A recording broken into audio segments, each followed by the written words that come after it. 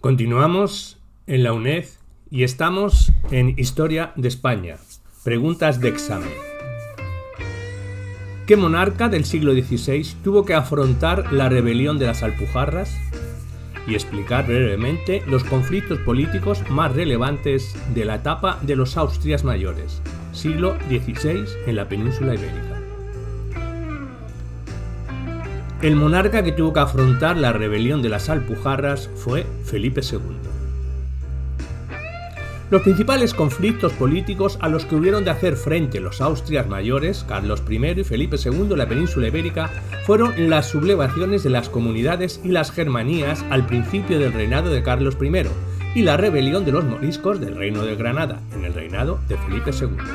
La revuelta de las comunidades es una sublevación de las ciudades castellanas frente a la llegada de un rey al que consideraban extranjero, Carlos I, a su política imperial en el norte de Europa y a su reforzamiento del poder real. La revuelta de las germanías tuvo un carácter más social que político, enfrentándose en el reino de Valencia los nobles y sus vasallos moriscos contra la oligarquía de las ciudades. Finalmente, el endurecimiento de la política de asimilación religiosa y cultural impuesta por Felipe II a los moriscos del reino de Granada motivó su sublevación. En estos tres conflictos venció la corona, lo que supuso un fortalecimiento de su poder. ¿En qué reinado tuvo lugar la batalla de Lepanto? Y explicar brevemente la política exterior de la monarquía hispánica en ese reinado. La batalla de Lepanto tuvo lugar durante el reinado de Felipe II. Su política exterior sigue basada en la defensa del catolicismo frente a los hugonotes franceses. Tras derrotar a Francia en la batalla de San Quintín en 1557, intervino en sus guerras de religión del lado de los católicos. Inglaterra, fracasando su intento de invasión, la Armada Invencible en 1588, los otomanos, a los que derrotó en Lepanto en 1571, frenando su expansión mediterránea, y la Holanda protestante, cuya rebelión independentista no logró sofocar. Sin embargo, la monarquía se ve impotente para mantener todos estos enfrentamientos, viéndose obligado el rey a decretar varias bancarrotas durante su reinado y esquilmando los recursos económicos de Castilla con una fortísima presión fiscal. ¿En qué reinado tuvo lugar la derrota de la Armada Invencible? Y explicar brevemente las diferencias en la política internacional de este monarca con la de su padre, Carlos I. Fue durante el reinado de la Armada Invencible de Felipe II. La política exterior de Carlos I estuvo basada en la defensa de las universitas cristianas, es decir, la defensa de la unidad de la cristiandad bajo la autoridad política del emperador y la religiosa del Papa. Sin embargo, esta política fracasó por la consolidación de la reforma protestante en gran parte de Alemania, Flandes e Inglaterra. El fracaso de la política imperial de Carlos I explica que el objetivo prioritario de su hijo sea el mantenimiento de la hegemonía de la monarquía en Europa y la defensa del catolicismo frente a las tendencias protestantes ya consolidadas. Citar el nombre de algún válido y definir brevemente a qué se refiere el término gobierno de los válidos. El nombre de algún válido sería Gaspar de Guzmán, conde duque de Olivares, válido de Felipe IV.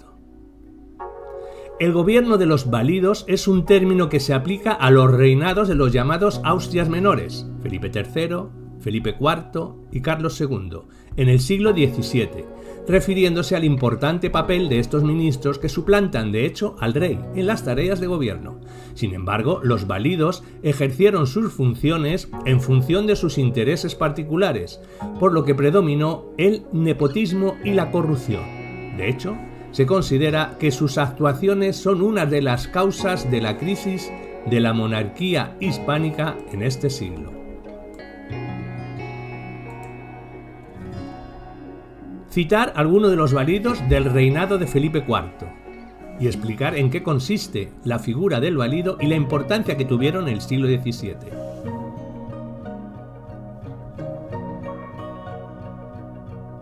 A esta pregunta ya hemos contestado anteriormente. Sería Gaspar de Guzmán, conde duque de Olivares, y todo lo demás que hemos indicado antes. Explicar brevemente al menos dos hechos relevantes ocurridos entre 1640 y 1659 que evidenciaron la decadencia de la monarquía hispánica. En este periodo se produjeron dos hechos relevantes: las sublevaciones de Cataluña y Portugal y la gran epidemia de peste negra de 1647. En cuanto a las primeras, frente al intento por parte del conde duque de Olivares de hacer que todos los reinos contribuyeran a sufragar los gastos militares de la monarquía, unión de armas, se produjeron sublevaciones en Cataluña y Portugal en 1640, intentando separarse de ella. Estas acabaron en el caso de Cataluña con su derrota en 1652 y en el caso de Portugal con la consolidación de su independencia de 1668. En cuanto a la epidemia de peste negra de 1647, afectó con dureza al Levante y sur peninsular, contribuyendo al descenso de población que registra España a lo largo del siglo XVII. ¿Qué minoría social y religiosa fue expulsada de España en 1609? Y explicar brevemente la política de unidad religiosa realizada por los reyes católicos y la dinastía de los Austrias. La minoría social y religiosa que fue expulsada fueron los moriscos. Los reyes católicos establecieron una política de unidad religiosa como medio para consolidar su poder real, ya que se consideraba que la lealtad de los súbditos dentro de una monarquía de derecho divino solo estaría asegurada y es si estos compartían la misma religión que sus reyes. Como consecuencia de ello, se decretó la conversión o exilio de los judíos en 1492 y la conversión o exilio de los mudéjares de los reinos de Granada y Castilla entre 1500 y 1502. Esta política se acrecentó durante los reinados siguientes debido a la política de defensa del catolicismo frente a las reformas protestantes, provocando la conversión o exilio de los mudéjares de la Corona de Aragón en 1525, la expulsión de los moriscos del Reino de Granada tras el fracaso de su rebelión en 1570 y la definitiva expulsión de los moriscos de todos los reinos de la monarquía iniciada en 1609. ¿Con qué nombre se conoce la guerra entre Borbones y Austrias en su disputa por el trono de España? Y describir brevemente por qué se produjo dicha guerra y qué países estuvieron implicados en ella y cuál fue su resultado. Se nombra la guerra entre Borbones y Austrias como Guerra de Sucesión Española. En 1700 muere sin descendencia Carlos II, último rey de la dinastía de los Austrias, dejando como heredero al nieto del rey Luis XIV de Francia, Felipe de Anjou. A ello se opone Carlos, archiduque de Austria, que es apoyado por Inglaterra. Se inicia así la guerra de sucesión entre ambos candidatos, que es a la vez una guerra civil. Castilla frente a la Corona de Aragón e internacional, Francia y España frente a Austria, Inglaterra, Holanda y Portugal. En la guerra civil vence Felipe de Anjou, conquista Aragón y Valencia en 1707, la ocupación de Barcelona en 1714, mientras que en la internacional se llega a una solución de compromiso en el Tratado de Utrecht en 1713, por el cual se reconoce a Felipe como rey de España, Felipe V, a cambio de la pérdida de los Países Bajos, Milán, Nápoles y Cerdeña para el Imperio Austrohúngaro, Sicilia para Saboya y Menorca y Gibraltar para Gran Bretaña.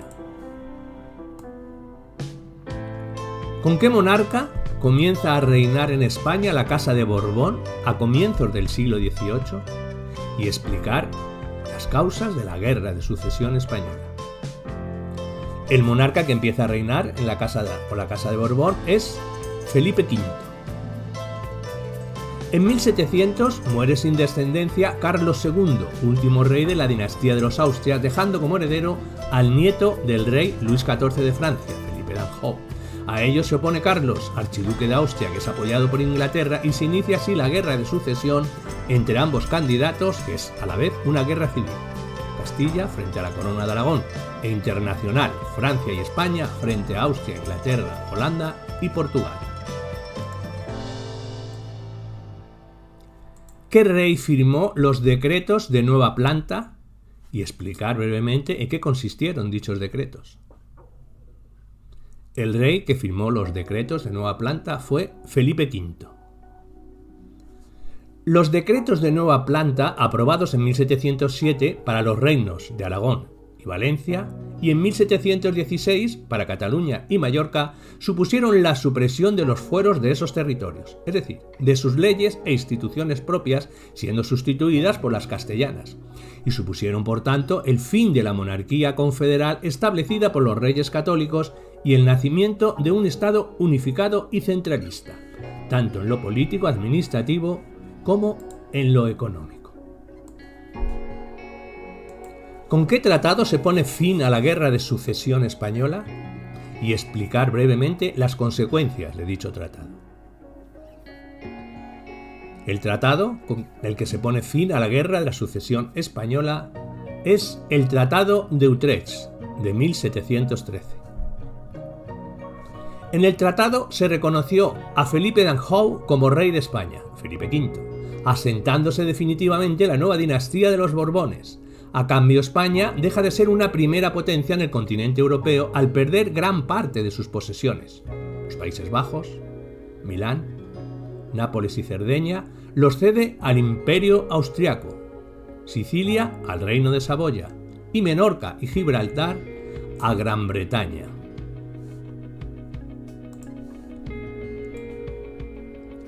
¿A qué reinado corresponde el motín de Esquilache? Y definir el concepto de despotismo ilustrado. Fue durante el reinado de Carlos III. El despotismo ilustrado es el movimiento político que defiende la adopción por parte de las monarquías absolutas de algunos de los principios de la Ilustración, especialmente los referidos a la economía, como un medio de aumentar su poder a través del desarrollo económico que las reformas podrían producir. Sin embargo, no se adoptan sus principios políticos ni sociales, manteniéndose sin cambios la monarquía absoluta y la sociedad estamental. Su ideario se resume en el lema "todo para el pueblo, pero sin el pueblo". ¿Qué cronología abarca en siglos el proceso de la Reconquista?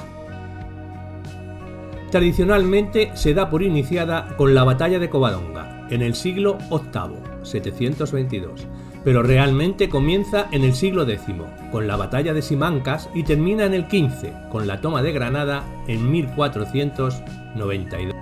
Definir el concepto de repoblación. La repoblación es la fase posterior a la conquista de territorios musulmanes del Al-Ándalus por los reinos cristianos y consistía en repartir esas tierras entre nuevos pobladores cristianos para que las cultivasen. También organizaban administrativamente los nuevos territorios, por ejemplo, con la fundación de nuevas ciudades con sus fueros, o sea, leyes. ¿Quién es considerado el primer rey del Reino de Asturias? ¿Y con qué batalla ganó a los musulmanes y cuándo? Es considerado el primer rey del Reino de Asturias, don Pelayo, en el año 722 y en la batalla de Covadonga. Definir qué era la Marca Hispánica.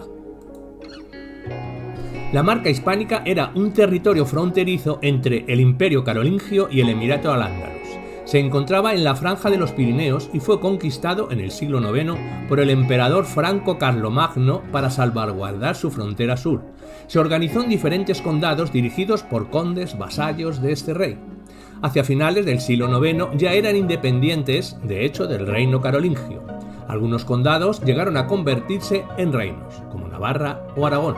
Los condados catalanes, junto con el reino de Aragón, configuraron más tarde la Corona de Aragón. Explicar brevemente cómo aparecen los reinos cristianos del norte peninsular. Estos eran núcleos de población poco romanizada, vascones, astures, cántabros y poco controladas por Al-Ándalus, a las que se unieron refugiados visigodos tras la conquista musulmana. Se van organizando en torno a caudillos militares que acaban configurando reinos y expandiéndose en el siglo IX por las zonas despobladas de la meseta, la zona del Duero. Así aparece el reino de Asturias, luego llamado Asturleonés, cuando incorpora León. Castilla surge de un condado vasallo de dicho reino, pero que se independiza y acabaría con el tiempo siendo un reino al heredarlo un hijo del rey Sancho III, el mayor de Navarra. La propia Navarra y los condados orientales de la Marca Hispánica fueron una creación de Carlomagno en el siglo IX. Explicar brevemente el proceso de reconquista de Al-Ándalus. La reconquista es un largo proceso militar por el que se arrebatan territorios al estado de Al-Ándalus por parte de los reinos cristianos del norte hasta que se extingue. Abarca desde el siglo X hasta el siglo XV y tuvo un desarrollo desigual, con frecuentes alianzas y ofensivas a favor y en contra de los musulmanes y entre los reinos cristianos. Fue liderada por la Corona de Castilla y la Corona de Aragón, que se repartieron las zonas por las que extenderse. Sus tres hitos fundamentales son la toma de Toledo en 1085 por el rey castellano Alfonso VI, la batalla de las Navas de Tolosa de 1212, donde una coalición cristiana derrota a los almohades y será el principio del fin de Al-Ándalus, y la toma del último reino musulmán de Granada, en el año 1492 por los reyes católicos. ¿Hacia dónde se expandió la corona de Aragón durante la Reconquista y después de ella? La corona de Aragón se expandió por el oriente peninsular hasta el actual Alicante y las Baleares, y cuando no le quedaba ya por donde expandirse en la península debido al dominio castellano, salió a conquistar territorios del Mediterráneo occidental, como Cerdeña, Sicilia y sur de Italia, y oriental, ducados de Atenas y Neopatria. ¿Qué fue el compromiso de Caspe? Este fue un acuerdo de los representantes de cada uno de los reinos y condados de la Corona de Aragón para elegir un sucesor al trono, pues el rey, Martín, el Humano, había muerto sin descendencia. Los nobles e instituciones eligieron a un Trastámara como rey en 1412. Este acuerdo es importante porque coronó a la misma dinastía que reinaba en Castilla y porque revela la fuerza y poder que tenían los nobles y los órganos de gobierno de la Corona de Aragón en perjuicio del rey. De hecho, cuando los reyes de la nueva dinastía intentan reforzar su autoridad, aparecen las revueltas y las guerras civiles. Definir el término mudéjar. Este se refiere al musulmán que se queda viviendo en territorio conquistado por los cristianos. Eran muy abundantes dependiendo de la zona reconquistada y se dedicaban a la agricultura o la artesanía. Explicar los diferentes modelos de repoblación y los siglos que se dieron. Los modos de reparto y control de las nuevas tierras variaron según la fase de la reconquista, pero correspondía al rey hacer los repartos, puesto que a él pertenecía la tierra. De forma general, distinguimos tres maneras: presura, sistema concejil y repartimientos y donadíos. En cuanto a la presura, en los siglos IX al X, es una repoblación casi espontánea en zonas poco pobladas, zona norte peninsular, Valle del Duero. Los campesinos ocupaban pequeñas parcelas y luego recibían el permiso real. Sistema concejil, los siglos del XI al XII. Utilizan un documento fundacional, la Carta Puebla, para crear una nueva población o ciudad y repartir sus tierras entre los repobladores. Los fueros, leyes, de estos núcleos ofrecían grandes ventajas al estar en zonas peligrosas de frontera, Valle del Tajo, Valle del Ebro, y muy pobladas por andalusíes. Y en cuanto a repartimientos y donadíos, a partir del siglo XIII, que se entregaban grandes lotes de tierras a nobles y órdenes monásticas, pues la falta de población era notoria, y los donadíos estaban exentos de cargas fiscales y permitían un régimen de señorío a sus propietarios, que podían cobrar impuestos, impartir justicia y disponer de los campesinos que hubiese dentro. Explicar brevemente las diferencias entre el modelo de monarquía de la Corona de Castilla y el de la Corona de Aragón. De forma general, La Corona de Aragón tenía una administración y territorio más descentralizado, y el poder del rey tenía que someterse al de los nobles, clero y burgueses que ocupaban las instituciones de gobierno de los diferentes reinos y condados catalanes. Por ejemplo, la Generalitat Catalana era un consejo de gobierno a nivel regional cuyos miembros influían y modificaban las decisiones reales. Muchas fueron las luchas internas entre el rey y la nobleza aragonesa por este motivo. En el caso de Castilla, su territorio y administración estaban más centralizados y controlados por la corona. Existían instituciones como las cortes, con nobleza, clero y burgueses, pero los reyes castellanos supieron controlar su influencia y con el tiempo las fueron convocando cada vez menos. En Castilla, las luchas entre nobleza y corona se saldaron con la victoria de esta última. Por eso los reyes católicos volcaron el peso de su gobierno en Castilla y no en Aragón. ¿Qué es la Mesta? ¿Y cómo aparece? ¿Y cuál fue su importancia económica? La Mesta era una institución económica o gremio ganadero creado por Alfonso X el Sabio en el siglo XIII y su nombre era el Honrado Concejo de la Mesta. Esta institución protegía a los ganaderos castellanos y su actividad mediante privilegios reales como la protección de pastos y cañadas. Ello llevó a conflictos con los agricultores en aquellos sitios donde se imponían las ventajas del ganado, especialmente el lanar. Llegó a tener mucho poder, porque la producción de lana se convirtió en la actividad económica más importante de Castilla, desde donde se exportaba a Europa para hacer tapices. Ello se debe a que la Reconquista dejó territorios arrasados por la guerra, despoblados por la huida de la población musulmana, que eran excelentes agricultores, y se produjo la decadencia de la agricultura en amplias zonas castellanas. Así, la ganadería se convirtió en la principal actividad. Describir brevemente las características de la cultura de los reinos hispánicos de la Edad Media.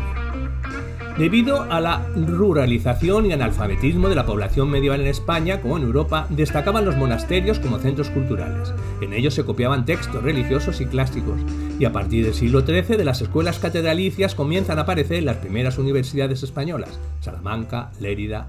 Durante la Edad Media se desarrollan las lenguas romances, castellano, gallego, catalán, y la literatura se movía entre los temas amorosos y los temas épicos, Cantar de Mio Cid.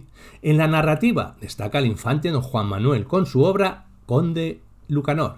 El propio rey Alfonso X el Sabio pudo ser el autor de las Cantigas de Santa María, que es un conjunto de poemas cantados con notación musical. Este último rey impulsó el intercambio cultural entre cristianos, judíos y musulmanes al crear una escuela de traductores en Toledo para traducir obras islámicas y hebreas al castellano, que ya era la lengua oficial de la corte. También hubo estas escuelas en Aragón y gracias a sus traducciones llegó a Europa parte de los saberes clásicos perdidos tras la caída del Imperio Romano. El Camino de Santiago se convirtió en una vía de entrada de influencias europeas. Por él entraron las órdenes religiosas europeas, el arte románico o el arte gótico. Como estilos autóctonos destacan el arte asturiano, el arte mozárabe o el mudéjar, que mezclaban elementos cristianos, hebreos y musulmanes.